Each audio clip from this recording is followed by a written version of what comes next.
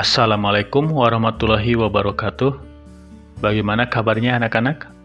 Semoga kita selalu diberi kesehatan dan keberkahan ilmu selamanya. Amin. Minggu kemarin kita sudah membahas tentang kegiatan ekonomi. Adakah yang masih ingat apa itu arti dari kegiatan ekonomi? Bagus. Kegiatan ekonomi adalah kegiatan yang dilakukan oleh manusia dalam memenuhi kebutuhan hidupnya, baik dalam hal produksi, distribusi, atau konsumsi. Nah, pada kesempatan sekarang kita akan mempelajari tentang permintaan dan penawaran. Adakah yang sudah mempelajarinya? Bagus. Sebelum dimulai, inilah tujuan dari pembelajaran kita kali ini. Setelah KBM ini selesai, diharapkan kalian dapat 1. Menjelaskan pengertian permintaan dan penawaran. 2. Menjelaskan 3 faktor yang mempengaruhi permintaan dan 3 faktor yang mempengaruhi penawaran. 3. Menjelaskan kurva permintaan dan kurva penawaran. 4. Mengelompokkan jenis permintaan. 5. Mengomunikasikan contoh permintaan dan penawaran yang pernah dilakukan oleh masing-masing peserta didik. Marilah kita mulai mempelajarinya. Pertama, kita lihat tentang permintaan. Pernahkah kalian membeli barang? Tentu saja pernah. Semisal membeli buku atau alat tulis kebutuhan untuk belajar. Kalau di kelas kalian ada 40 orang, maka kebutuhan akan buku atau alat tulis itu paling sedikit sebanyak 40. Kalau jumlah siswa di sekolah kalian ada 500 orang, maka kebutuhan akan buku atau alat tulis itu paling sedikit sebanyak 500 buah. Nah, 40 buah atau 500 buah buku yang dibutuhkan oleh para siswa itulah yang dinamakan dengan permintaan. Jadi kalau begitu, apa yang maksud dengan permintaan? Bagus. Permintaan adalah jumlah barang yang harus disediakan atau yang ingin dibeli oleh masyarakat dengan tingkatan harga barang tertentu. Nah, ada beberapa faktor yang mempengaruhi permintaan. Di antaranya yaitu 1. Harga barang. 2. Pendapatan masyarakat. 3. Selera masyarakat. 4. Kualitas barang. 5. Harga barang lain. 6. Jumlah penduduk. 7. Perkiraan masa depan. Marilah kita lihat penjelasannya.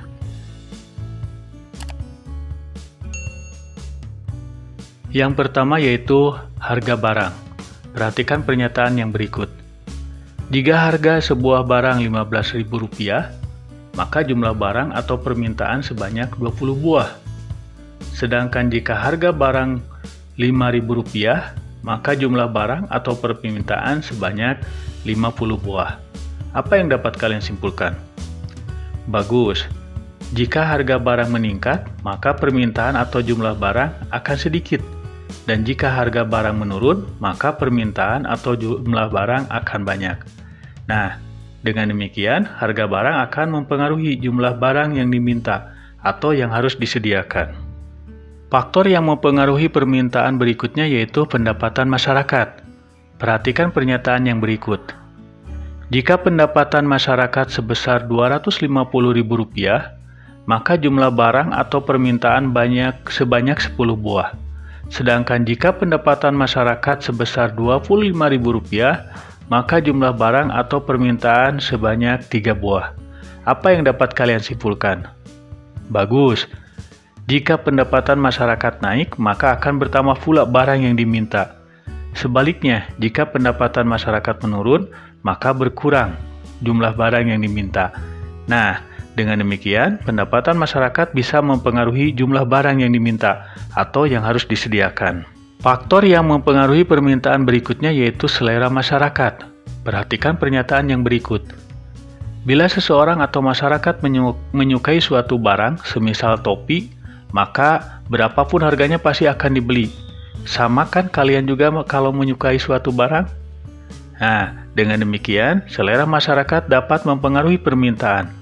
Semakin besar selera masyarakat, maka semakin banyak permintaan. Sebaliknya, semakin kecil selera masyarakat, maka semakin menurun permintaan suatu barang. Faktor yang mempengaruhi permintaan berikutnya yaitu kualitas barang. Perhatikan pernyataan yang berikut. Mana yang akan kalian pilih? Tas yang berkualitas baik atau tas yang berkualitas kurang buruk? Tentu saja, pastinya kalian akan memilih tas yang berkualitas baik. Tas atau barang yang berkualitas baik tentu saja banyak peminatnya. Nah, dengan demikian, jika kualitas suatu barang baik, maka akan banyak permintaan akan barang tersebut. Tetapi jika kualitas barang tersebut jelek, maka akan sedikit atau menurun permintaan akan barang tersebut. Faktor yang mempengaruhi permintaan berikutnya yaitu harga barang lain. Perhatikan pernyataan yang berikut. Mana yang akan kalian pilih? Sepertinya akan banyak memilih air mineral atau air putih karena harganya murah dibandingkan es jeruk.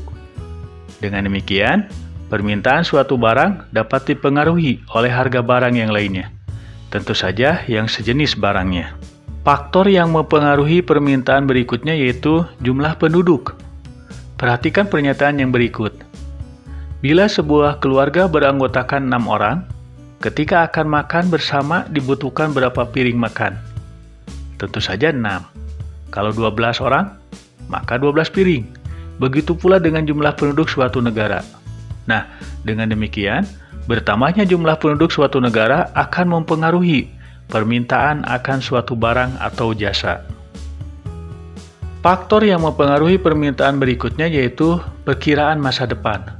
Maksudnya adalah, kalau diperkirakan harga barang akan naik, maka permintaan akan menaik. Tetapi kalau diperkirakan akan turun atau tetap, maka permintaan akan menurun atau tetap. Coba pikirkan oleh kalian, mengapa demikian? Nah, itulah tentang faktor yang mempengaruhi permintaan. Sekarang kita lihat tentang kurva permintaan. Coba perhatikan tabel berikut. Misal ini adalah harga tas.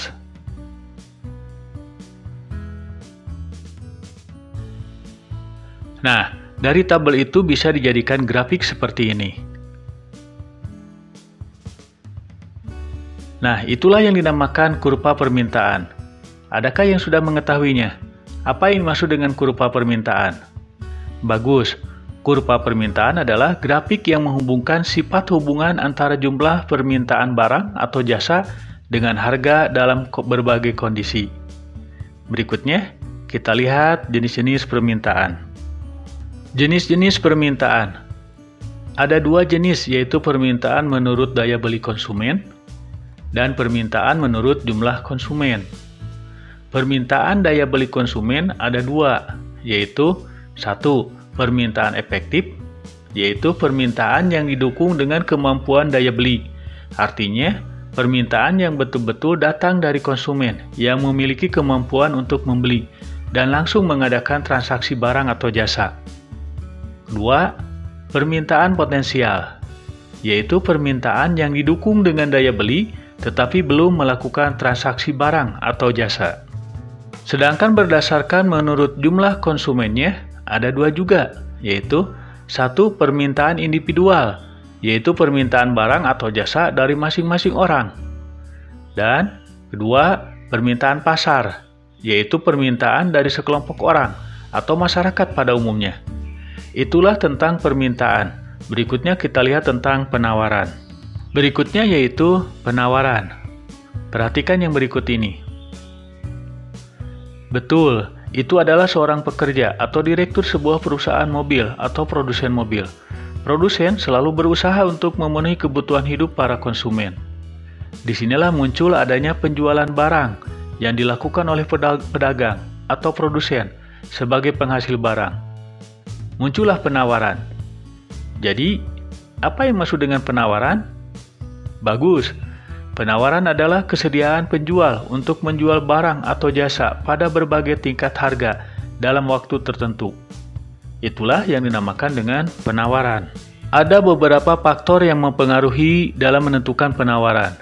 Di antaranya adalah 1. Biaya produksi, 2. Teknologi, 3. Harapan akan mendapatkan laba, dan 4. Faktor-faktor non-ekonomi.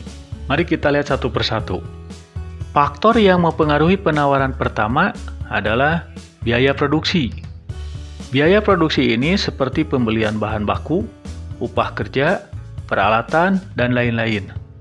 Nah, kira-kira kalau dalam pabrik sepatu, faktor produksinya apa saja? tinggi rendahnya biaya produksi akan menentukan harga barang. Semakin tinggi biaya produksi, maka semakin berkurang jumlah produksi dan penawaran juga berkurang. Begitu pula sebaliknya. Semakin murah biaya produksi, maka semakin banyak hasil produksi dan penawaran akan bertambah. Itulah biaya produksi mempengaruhi penawaran. Faktor yang mempengaruhi penawaran berikutnya adalah teknologi. Perhatikan yang berikut ini. Betul, itu adalah proses perakitan mobil dengan menggunakan robot yang merupakan bagian dari penggunaan teknologi. Nah, teknologi dalam proses pembuatan barang ini akan mempengaruhi jumlah dan kualitas hasil produksi. Semakin tinggi teknologi yang digunakan, maka kualitas dan jumlah barang hasil produksi akan bertambah, dan ini berpengaruh pada jumlah penawaran. Faktor yang mempengaruhi penawaran berikutnya adalah harapan mendapatkan laba atau keuntungan. Setiap pengusaha selalu ingin mendapatkan keuntungan atau laba. Inilah yang mempengaruhi terjadinya sebuah penawaran. Dengan keinginan mendapatkan keuntungan yang besar, maka produsen berusaha meningkatkan produksinya, memperluas dan mengembangkan usahanya. Semakin meningkat, semakin luas, dan berkembang perusahaannya, maka semakin meningkat penawarannya, dengan harapan akan mendapatkan keuntungan yang banyak. Faktor yang mempengaruhi penawaran berikutnya adalah faktor-faktor non-ekonomi.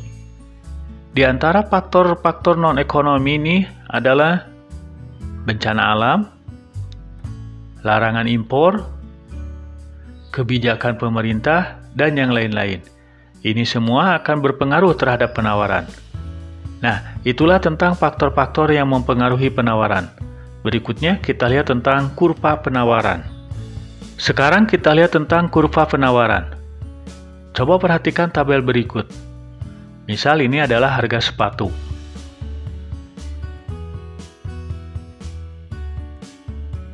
Nah, dari tabel itu bisa dijadikan grafik seperti ini.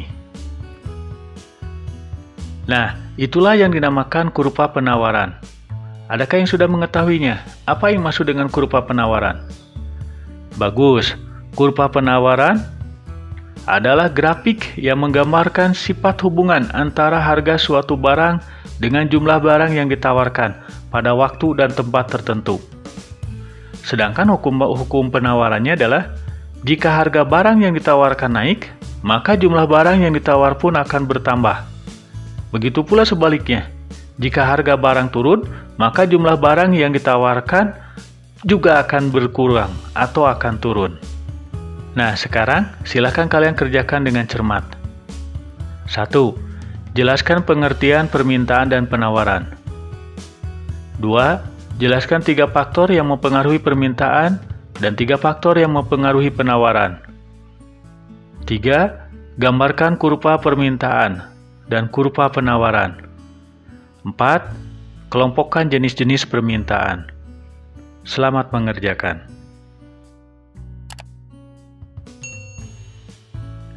Nah, di antara nilai dari materi kali ini yaitu baik kita sebagai konsumen atau produsen dalam melakukan permintaan dan penawaran, boleh saja kita melakukan sekehendak kita.